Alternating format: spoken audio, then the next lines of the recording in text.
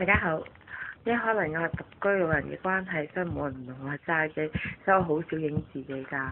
咁今日咧，其實就好多朋友都會問，見到我就話，咦，你好似瘦咗成個碼喎，自己聽到真係好開心咯。咁啲人成日問，你平時食啲咩㗎？食啲咩㗎？咁樣，咁今日就大家追擊下我屋企個雪櫃。因為咧，其實我真係懶得出汁嘅，我係經常會用微波爐嘅人嚟嘅。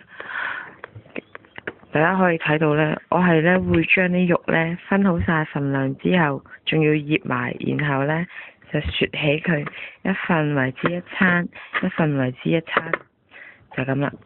我真係幾懶嘅。下面咧睇下有冇違禁品先，好似爭睇唔到啊。好啦，開燈啦。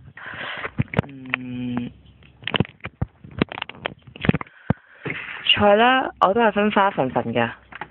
一樖咁嘅菜咧，我就會分4餐咯，到啦。呢個中藥嚟嘅，呢個係平時嘅早餐。冇人睇到咪個牌子先，一概 B 寶啦，係啦。呢個係早餐啊，或者平時都會用佢嘅。咁啊，菜都係菜多，呢個係西蘭花。咁啊，一餐咧，如果多數會食1個嘅啦，就係咁啦。